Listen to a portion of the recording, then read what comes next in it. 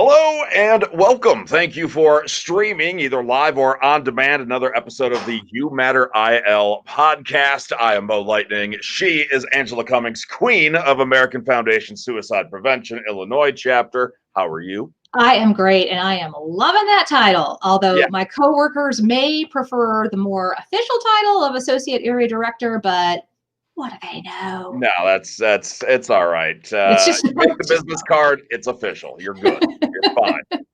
Of course, every week we talk about the different means of mental health, either recognizing it in yourself or in others. This one is about connection and how important an internet connection is. If you don't have good Wi-Fi, then you're just really going to struggle to be able to connect. And why are you laughing?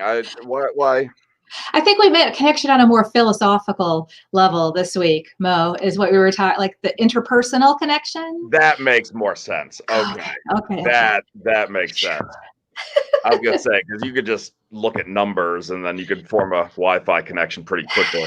Yeah, and I'm pretty technically illiterate here. It's just kind of magic that we get here every week and talk together. So gotcha. I wouldn't be a good guest for that one.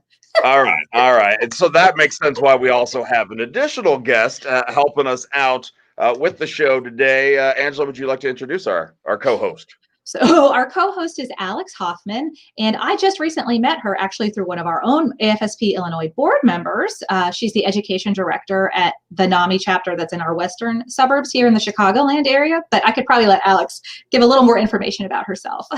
Sure. Hi, everybody. I'm Alex Hoffman. As Angela said, I'm the education coordinator for NAMI Metro Suburban. A lot of what I do is going into schools, although virtually right now, to talk to kids about mental health and kind of just organize small educational events around mental health as well. Excellent. Well, Alex, thank you for joining us. And of course, thank you to Weeble's Bar and Grill for the support for this episode here. Where do we start? Talking about a connection. Alex, have you seen in your work, especially over the last year, have you seen more of a disconnect? Yeah, I think so. I actually just started at NAMI in August. So I was kind of thrown into the challenge of transitioning what would be an in-person model of going into schools to a virtual model through Zoom and all of that fun stuff. So I actually have not been in any of the schools that we work in yet. And so part of my job is sharing with the students my own mental health journey.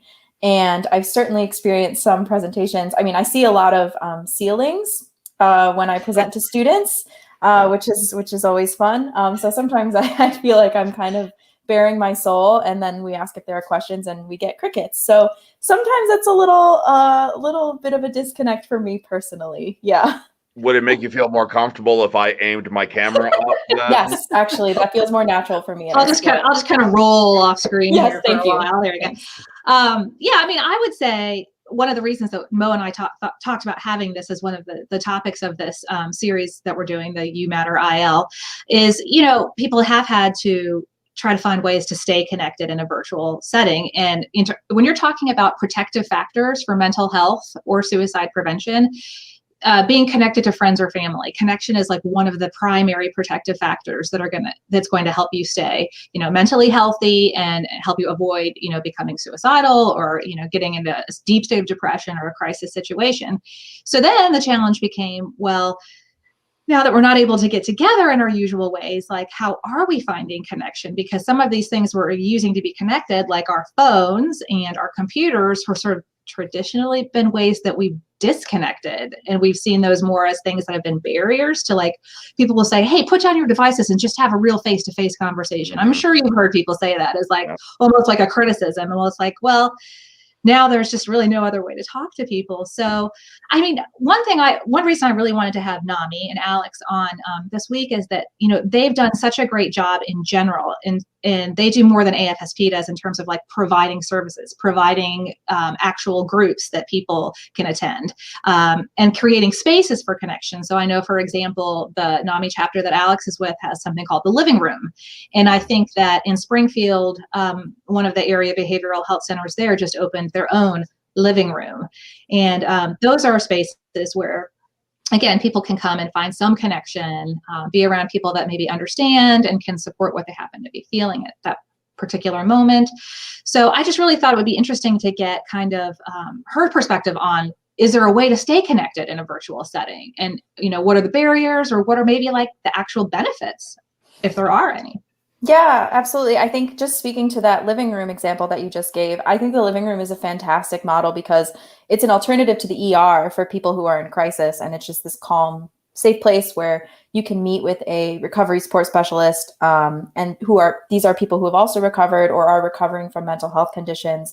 So again, that connection is just so key. And I think we would save so much time and just like struggle if we had a model of like the living room everywhere, in terms of just as a general resource and not something that's like a unique thing.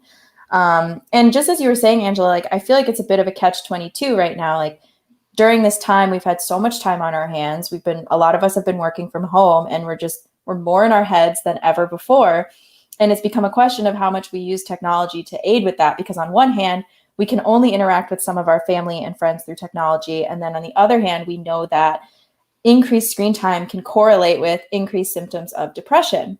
So it's a very tricky line to walk, and especially with kids being virtual right now. That's also a super big challenge for them, because in our own presentations, we ask them, how can we reduce screen time? And it just feels like an almost useless question at this point, because it's like, oh man, I'm so sorry you guys, you're on screens all day. But we do have a lot of things at NAMI that are still happening in person, and we've been trying to do some stuff in person and virtually when we can. We have our family support group that it's for relatives and people dealing with them. Sorry, relatives and others involved with individuals dealing with a mental health condition. So, like I said, it's a support group, and it's led by family members of individuals who are affected by a mental health condition. So again, just finding that group connection.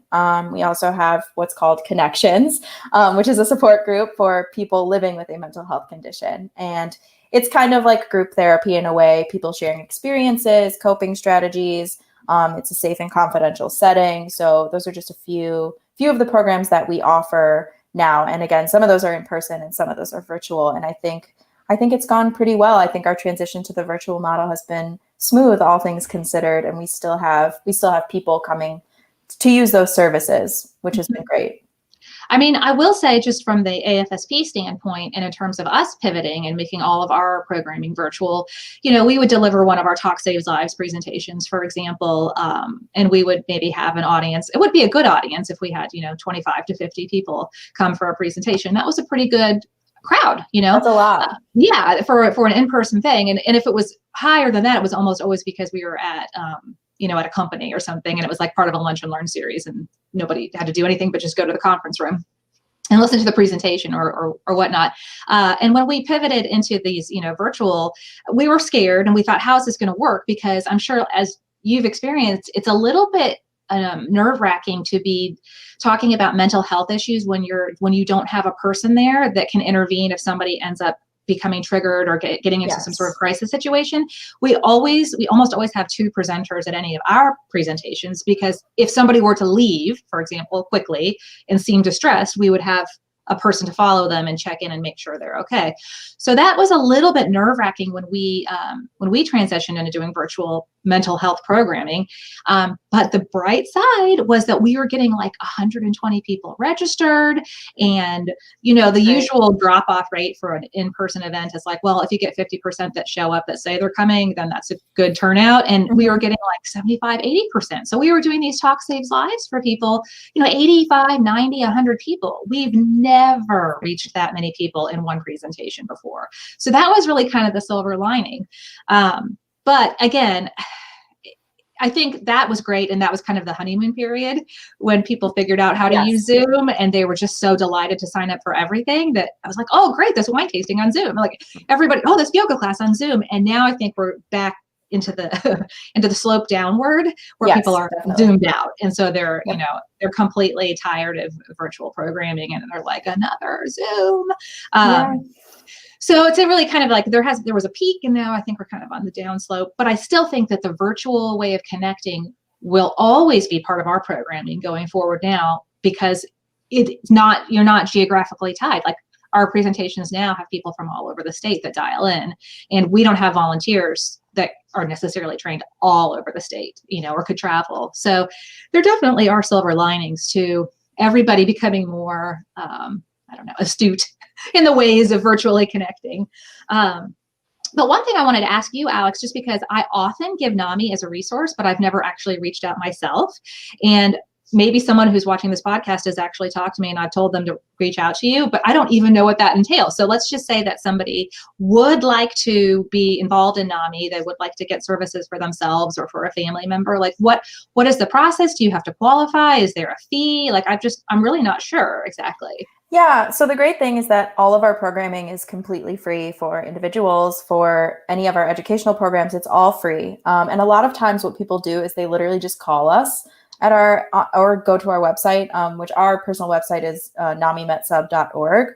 And they can find a lot of information there. And yeah, sometimes I just get calls from people. They're like, hey, I just want to know what you guys do. Like, what exactly do you guys do? And then I literally I have this PDF. It's like the placemat, and I just read through all of our programs. And sometimes something in there resonates enough with them that they're like, okay, that sounds right. When do they meet? And it's really just as simple as that. It's just providing the information and kind of finding the group that would fit best for them. Mm-hmm. I will say a lot of our programming is usually 18 and up, but not all of it. But I will say that is a good chunk of the people that we program for is 18 and up. Okay. Well, that is actually very good to know. And is there ever like a waiting list situation, or are you guys usually pretty capable of like handling the volume? I think I don't know that there's any waiting list situation. I think we're usually able to serve the people that reach out to us, which is great. That's great, because even though you're talking to us from that chapter, and Mo's in Springfield and I'm based out of the Chicagoland area here,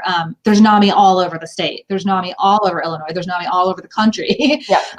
And so it's good to know for anybody who might be watching this or listening to this that it's available. You won't have to get on some giant wait list, and you can get help pretty quickly just by reaching out to NAMI. Yeah. Exactly. And that's often just a big barrier in itself, is just making that phone call or sending that email, even just going to the website. And that's the hardest first step for so many people. And I appreciate so much when people call or ask us point blank, like, I don't know what I'm doing. Can you help? And it's like, yes, that we would love to help you. What I love about all of the people that work for NAMI is that we're so enthusiastic about helping others that we're so happy when people reach out to us. Yeah. Cool. I've learned a lot. I could absolutely see that. And obviously we all have a background or training in the mental health world to some extent, myself lesser than the two of you, but we all know signs to recognize in ourselves and in others. Maybe we should take a step back though, and let's say people are stuck connecting virtually over the computer, and maybe they are falling down into some darkness and they don't realize it. Alex, are there some signs that people can kind of be on the lookout for? Yeah, I think one big general rule that we tell a lot of our students actually is that if some of these signs and symptoms are lasting more than 2 weeks, that's usually a pretty good sign that there might be something bigger going on, like a mental health condition. But, being particularly withdrawn, and that can be for anybody, or if somebody isn't normally withdrawn and all of a sudden you're not hearing from them so much anymore, just feeling like you're not enjoying things you would normally enjoy. That's another big sign and symptom. Angela, I'm sure you can add to these as well. I mean, one thing that's happened during the pandemic is alcohol use has gone way up. Absolutely. I mean, and that's, again, one of those weird, like catch-22 double-edged. Some of these social groups that have popped up and some of these fun things that people are doing together are like virtual cocktail hours, virtual happy hour, like cocktail classes. I joined, I don't want to give like a free, I joined like a cocktail kit service or whatever, where like each month they send you a box and a recipe card, and it's totally fun. And they have these happy hours, and lots of people have made like really strong connections in this group of complete strangers across the country. Of course, it's all still centered around alcohol, which, again, plus minus. But again, that increased alcohol use can be, a troubling sign too. Yeah, for sure. And then, of course, just, feeling like angry. Obviously, anger is a way that oftentimes depression and anxiety will come out in someone, and people don't necessarily realize about themselves. or someone that lives with them may not realize, well, why are you so mad all the time? Well, maybe they're not mad. They could just really be sad and kind of depressed and anxious. So I would say kind of like misplaced or unusual anger that just comes out like violently or outbursts could also be a sign that somebody's kind of starting to, be at a point where they might need some support or help. Yeah, sleep is another one too. Interrupted sleep, whether sleeping more than usual or less than usual, that's another big one that shows up as well. I was gonna say, one thing that I love about these podcasts is that we can get real and we can get honest and tell our own stories. I'm on the radio. My show promotes escapism because there is a lot of drama out in this world with the politics and a lot of anger out there right now. So I try to keep things lighthearted. But yet around the building, I'm often considered the cranky one. I'm considered the difficult one, the angry one, when in all actuality, I'm on fumes right now. I mean, and I hate to say it out loud because I'm supposed to give off this great exterior that, everything's great. But for months now, I've been burnt out, and I'm not purposely trying to be angry at people around the building. I'm literally grasping to try to find some sort of connection, which I'm lucky I can come in and see some people on a day-to-day basis. Right. But it affects my relationships with people because they think I'm angry when really I've been sad for months now. Right. And I bet you're using a lot of whatever energy you do have for your audience, because you have an audience who's very strongly connected to you. I mean, I'm part of your I follow you, and I can see the way that your audience members connect with you, and they definitely, speaking of connection, they feel a strong connection to you. And then I think here I am psychoanalyzing you on your podcast, but knowing you and how much you care about mental health, I know that you probably feel the weight of that in a sense too. And it's like, wow, I have to make sure I'm taking care of these listeners and these people that reach out to me. And, they say that just listening to you in the morning is like the bright spot of their day. And that's a burden to carry in a way. So yeah, by the time you get done with your shift and by the time you get done answering the comments that you get in your Facebook, posts and whatnot, I suspect there's not a lot left over for your friends and family and your coworkers. And so, yeah, just maybe you could just wear a sign that says, "I'm not mad. I'm just tired. Talk later." I don't know. Yeah, not mad, but yes, I am sarcastic. Yeah, exactly. One thing I think a lot about, and something I talk with like my colleagues about, is this idea of holding space. And it's like the difference between holding space for others, which is something that for a lot of people is really easy to think about. But then when it comes to holding space for ourselves is not something that we've even given any thought to at all. So sorry about the dog barking. That's okay.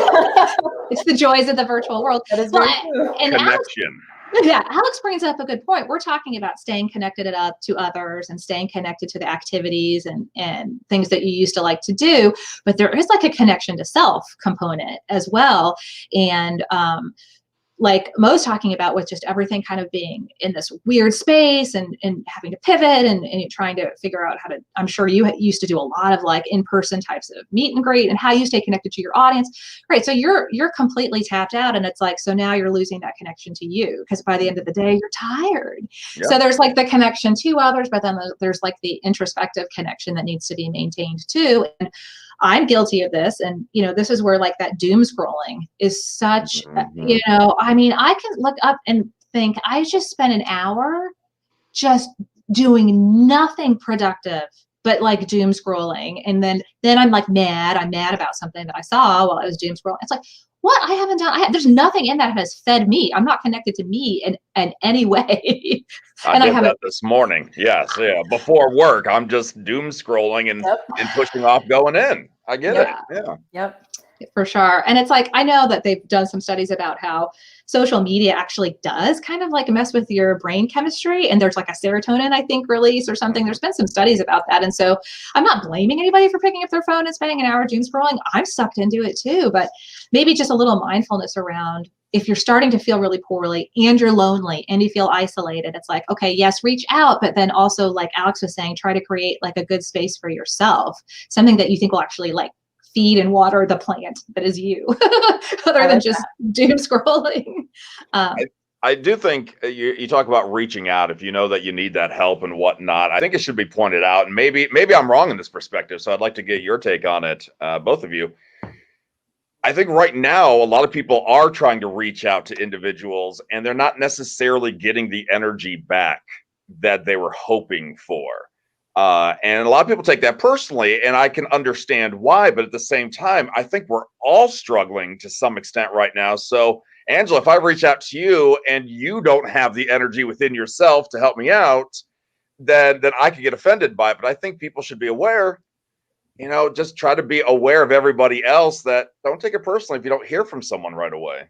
Right. And then, we always have that. We have this AFSP thing called Real Convo. That's like, you usually put the URL. Oh, there it is at the bottom. Right. And that's all about just being honest. It's about having like a real conversation. And so, just being really honest and saying, wow, I'm sorry to hear that you're struggling. I'm also kind of having a really bad day. So, I definitely want to reconnect with you, but I'm not in a good space to help you right now. Maybe something like that could help the other person not feel maybe like cut off or rejected in some way. Of course, that's easier said than done. I mean, sometimes we're just short with people and we don't even realize it. It's like after the fact, you go, oh, I should have handled that a bit better. But again, I mean, just having like some grace and kindness with yourself and with others probably is a good way, just to proceed while we're all kind of just, again, and I think it's going to be awkward when all the restrictions lift and we're back in person again, especially for our youth. And we talk a little bit about this in the very first episode we did about teen depression and anxiety.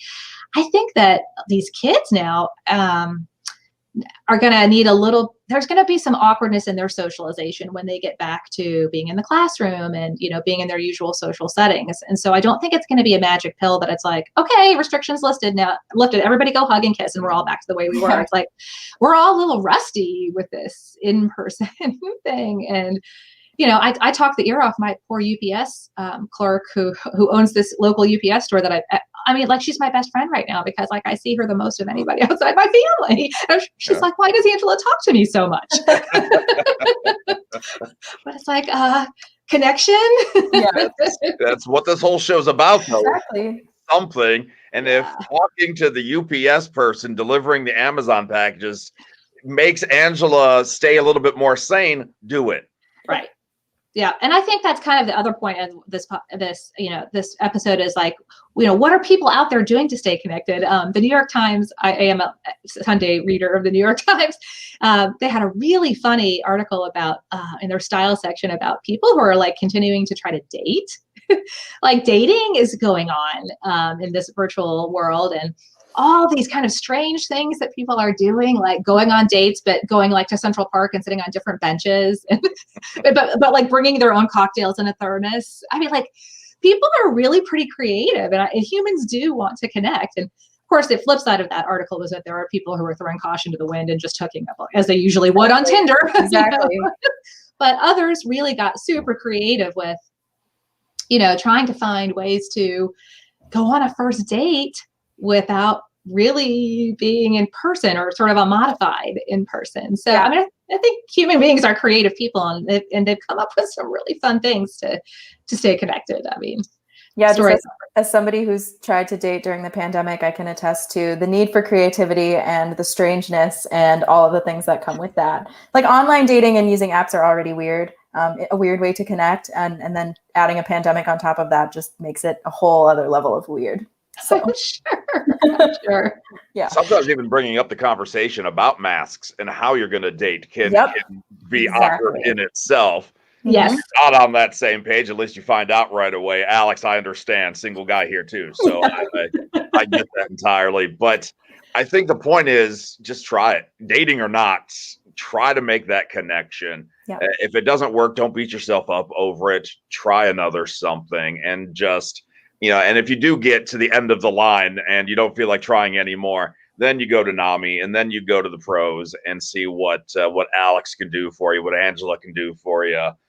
Anybody, really. Find that connection. If you do have a good connection, let them know that you appreciate them as well. Let them know it's off, to make it awkward. That's right. Seize the awkward. Yeah. Absolutely. People need that positive reinforcement. Maybe they're on the other end of that going, am I annoying? I call every day, and you just let them know, like, Yes. We never used to talk every day, but I have to tell you, I'm kind of liking it now. Just let people know if they're doing something right, that's making you feel better, so that they're reinforced and they'll keep doing it or do it for other people even. So. Absolutely. Now, of course, Angela sent me a lot of different resources, links to resources. The only one that was easy to remember to put on screen today was this one. But in the webpage that we initially post this on at the wqlz.com/youmatter, I'll have all of the links there so you can click them. But if COVID is one of the biggest triggers that you have in your life right now, this one is a good resource for that. Mm-hmm. It is. And Psych Hub, which is like PSYCH Hub, that's another good one. It's got a really long URL to get specifically to the COVID resources, which is why I'm sure you didn't put it up, Mo, but you actually could probably just Google Psych Hub, and NAMI and AFSP are partner organizations in there. And it's like a lot of tabs that you can click on: how to make connections, resources you might need, ways to find help, and current papers, current research. It's just like, it is like a psych hub. It's sort of a hub of all different articles and resources related to, issues around mental health. So it's a great resource. So there is stuff out there. Alex, anything we should bring up before we wrap this up here? I'd say just remember to be kind to yourselves and be kind to others, and use what resources we have, because we're here for you. So, yeah. Absolutely. Well, thank you again for your time. Angela, take us away.